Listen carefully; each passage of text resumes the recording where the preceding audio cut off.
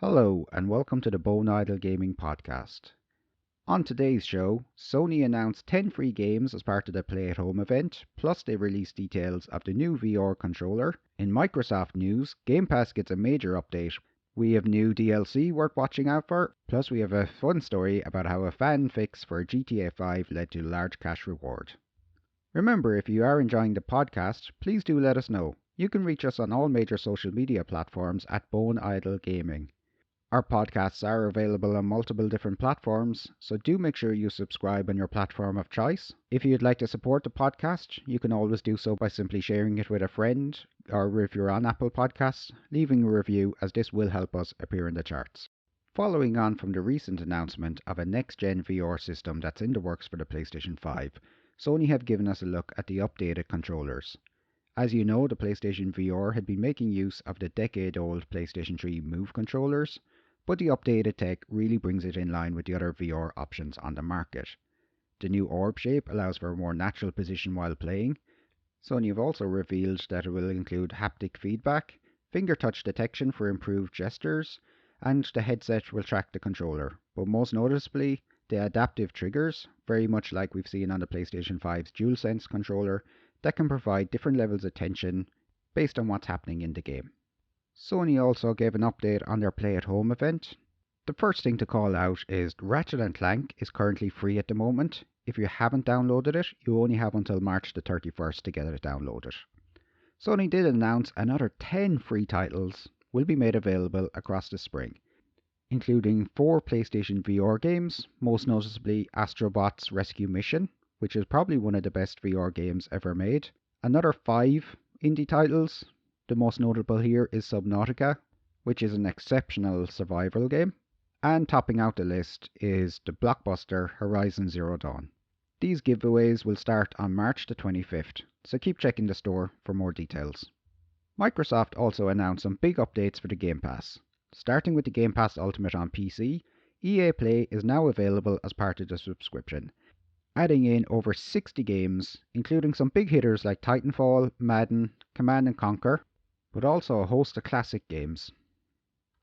Additionally, after the recent acquisition of ZeniMax, Microsoft have added 20 extra games from Bethesda, including games from the Elder Scrolls, Fallout, Dishonored, Doom and Wolfenstein franchises. 5 of those games have already received an FPS boost offered by the Next Gen consoles, including the Dishonored Definitive Edition, Skyrim, Fallout 4, Fallout 76 and Prey. All these games get a bump from 30 FPS up to nearly 60. This is hot on the heels from other recent FPS boosts announced, including Far Cry 4, UFC 4 and Watch Dogs 2. To experience the FPS boost, make sure your console has the latest update installed and the FPS boost function is turned on in the compatibility options under the Manage Games section. DLC out this week as Doom Eternal gets its second campaign expansion. Witness the end of the Slayer's journey that began back in Doom 2016 as his crusade against Hell reaches the conclusion of incredible scale and consequences. Face Hell's army in never-before-seen locations, from the cosmic wonders of the World Spear to the devastated and overgrown city on Earth. Prepare to fight deadly new variations of demons, including a powerful armoured Baron, the venomous Cursed Prowler, and a new Scorched Zombie. Ancient Gods Part 2 is available for Doom Eternal Deluxe Edition holders or as part of the Year 1 Pass. It's also available as a standalone purchase. A free update for Watch Dogs Legion adds online play. This update allows you to explore the full city of London with 4-player co-op. See how your DedSec recruits can complement those of your friends in Ultimate Co-op Team Together, or you can go a cut above the normal co-op missions with the Tactical Ops. These are longer and more demanding challenges, but they require the 4 players to really push through and work together. More free updates are coming for Watchdog Legions across the first year. In indie game news, we wanted to give a shout out to a one-man studio, Sean Weech, who's working on Holomento.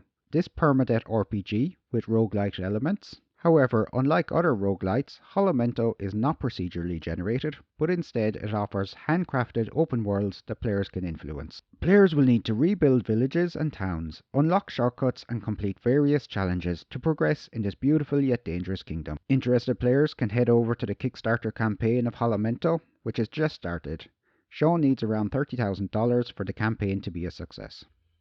And finally, a little bit of fun news for GTA 5 players on PC. Recently, a fan had been investigating the long load times, and he found a fix that he detailed on his blog post. The Rockstar developers picked up on this blog post and investigated the fix themselves to find out that it would work. This has now been implemented into the game, and players are already reporting huge improvements over loading times. Rockstar have made a special exemption to their bug reporting program that is usually held for security bugs, and they've granted Toast a $10,000 bounty reward. That's it for this week's news episode of the Bone Idle Gaming Podcast. Keep an eye out for the next few days as we'll be releasing a special edition of the podcast where we talk to some of our listeners about their favourite video game soundtracks. Because of the music played on the special edition, that will be exclusive to Spotify. If you'd like to submit a soundtrack of choice, please check out the link on our Facebook page at Bone Idle Gaming.